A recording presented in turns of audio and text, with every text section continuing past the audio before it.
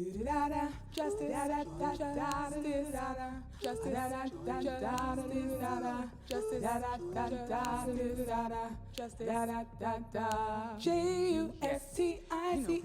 Justice with Jordan Simone. All right. Hello, beautiful people. Welcome back to Justice with Jordan Shimon, a show that talks about social justice issues across the board, from race to gender to ableism and anything in between.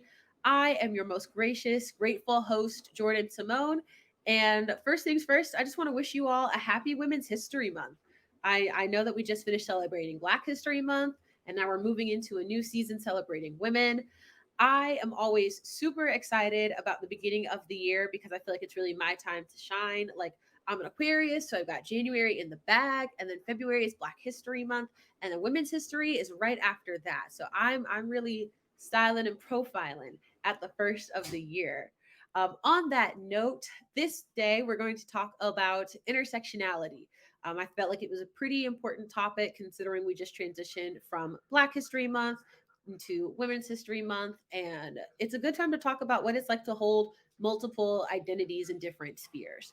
So let's get right into it. I know that you've probably heard of the term intersectionality before. You probably heard it doing a diversity training at some point, especially back during the Black Lives Matter Spirit Summer of 2020, when for about a couple of months we actually cared about the plight of Black people.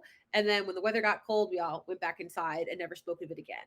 But for that one summer when it was really on and popping, I'm sure you heard about the term intersectionality. And a lot of people, while hearing about it and can kind of parse out what it's about, they might not be able to always tell what intersectionality is. And so that is what I am here to do today with all of you.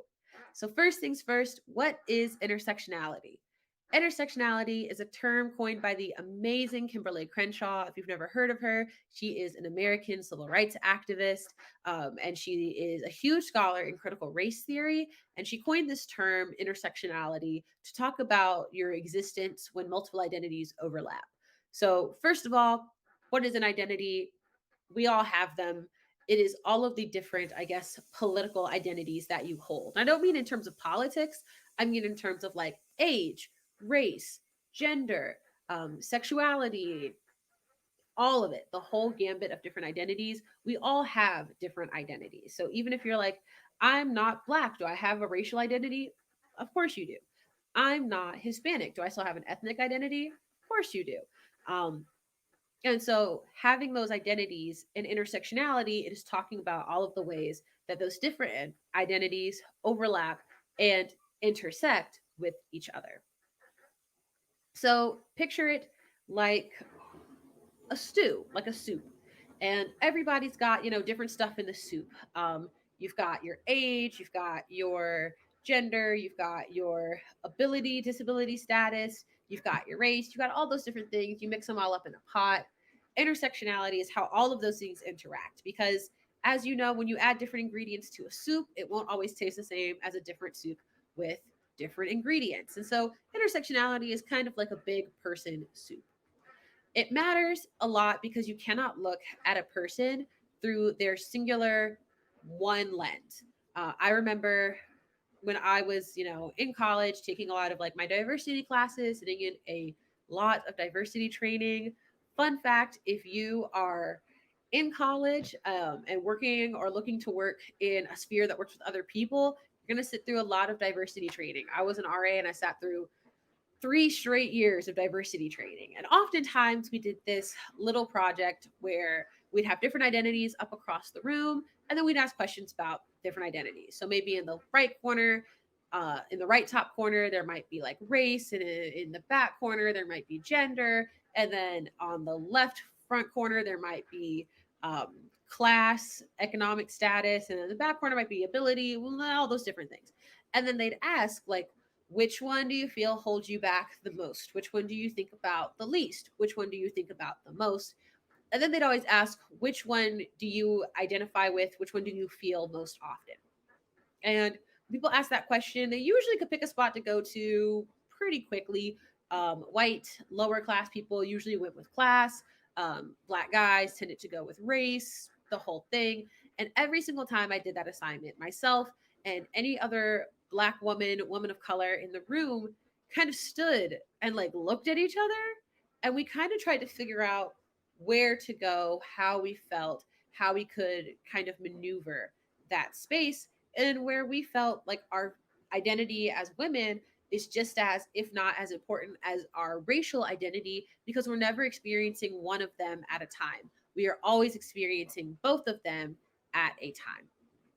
So, a great example of this, if you're a little lost, we're going to play with money. I'm sure a lot of us have heard about the gender pay gap where women make less than men. It's, one of those huge things that people talk about when they talk about feminism, which, we'll get into a little later in the game. Um, but we talk about money a lot. So, that is the example that we're going to use. So, in terms of the pay gap, we probably are pretty familiar with the fact that men make more than women. Across the board, in all spheres, men of all races make more than women pretty consistently. However, Black people also make less than white people. Intersectionality is how those things interact, people who identify both as people with the majority identity, with the dominant identity, and then people who identify with the more oppressed identity. So if you are, a white man, because white people don't really experience the same racial prejudices and men don't experience the gender prejudices, you're going to be making the most. You are at the top of the economic ladder. Black men make less than white men because they are Black. However, white women will make less than Black men, not because of a racial issue, but because they are women.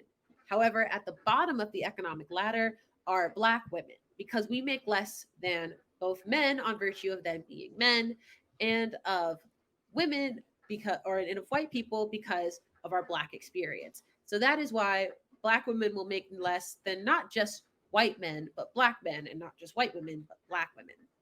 So the whole thing kind of intersects and overlaps and shapes your identity. If you toss in, an extra identity, let's say it is ability disability. If you are an able bodied person, you're going to be making more than a disabled person. Disabled people consistently make the least across the board, regardless of almost any other identity status. So if you identify as a disabled Black woman, you're going to make less than a disabled white man, but a disabled white man is going to make less than an able bodied white man.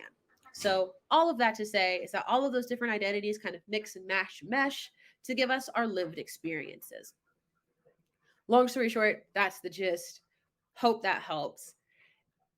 That is applicable in today's terms because when we maneuver these spaces, when we talk about our different identities, when we talk about experiences with oppression, we can't just think of them through that one singular lens in which we're talking about it. We have to look at people with everything that they bring to the table.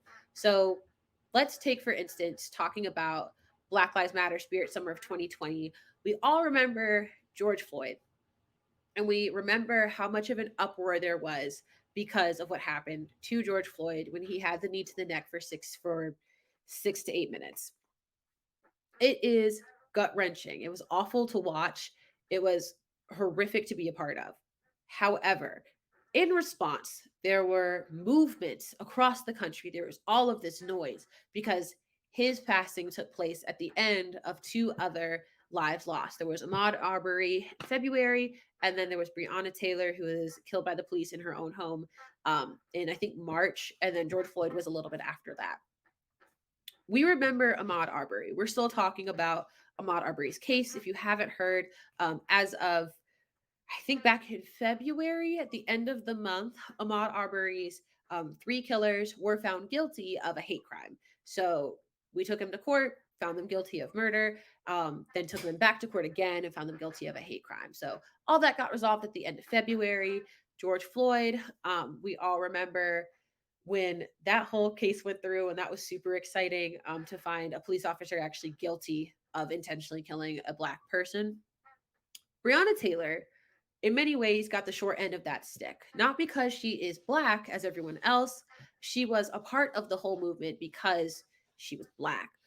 But she was overlooked in a really interesting way. When Breonna Taylor was killed, there wasn't the same amount of discourse, discomfort, conversation largely because she's a woman and Black men tend to be the face of these movements. However, Breonna Taylor, on the flip side, became the butt of the joke in many ways. And what I mean by that is Breonna Taylor's death was memeified in a way that didn't happen to George Floyd or Ahmad Arbery. So if you don't hang out on the internet all the time, like yours truly, you probably missed all of the memes and jokes that came out of Breonna Taylor's death. And it wasn't like they were laughing at her. It was like this weird social media branch of activism, but in a performative way. And so what I mean is like there was this whole I can't believe the killers of Breonna Taylor haven't been arrested yet kind of conversation going on. But it wasn't really a conversation. It was just something people were saying to show that they were with it.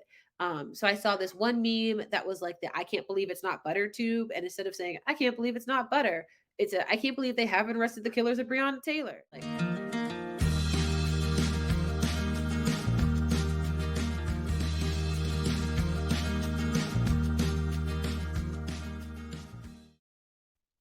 and it was like, okay, I guess I kind of understand where you're coming from. But at the same time, what is this doing to cause actual change? What is this doing to show action? What is this doing to actually show the problem with the killers of Breonna Taylor not being arrested? There were like earrings of her face being sold on Etsy with like part of the proceeds being donated to the Black Lives Matter organization. But like, what is that really doing to help her family wearing Breonna Taylor earrings? Or like, there was that one song on TikTok, if you were on TikTok, that was like, arrest the killers of Breonna Taylor. And it was like, bro, what is the purpose of this? So her passing was memeified in a way that other people who've passed away at the hands of racism and hatred weren't. They got a level of respect that the Black women didn't or don't, which is kind of what led to this spiral off movement called Say Her Name, which of course has been commodified by like everything under the sun.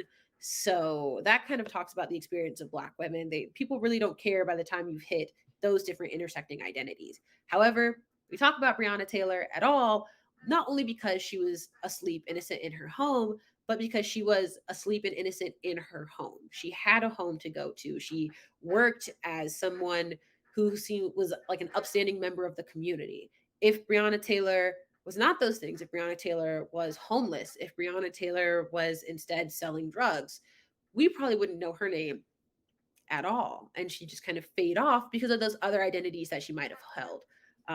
And so that's kind of the intersectionality soup of it all in an immediate context, because intersectionality is not just important to us as Black people, it's important across the board.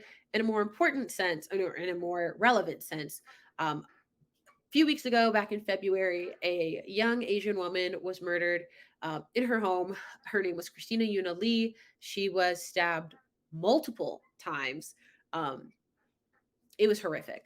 And a lot of people are still talking about her passing and what it means in the Asian community. The important thing to look at here is not only the perspective of Asian hate, it is also to look at her identity as an Asian woman. Because out of all of the anti Asian hate crimes that happen within the United States, two-thirds of them, about 68% of them, happen to Asian women.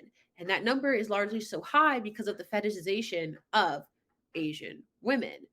And so, because of her identity, not just as an Asian person living in a COVID world with all of the racial biases that came with it and all of the unnecessary anti Asian backlash, because she is a woman who is a race that is hyper fetishized, which is overly sexualized and therefore deemed as lesser, she became a victim of a completely unnecessary, horrific crime.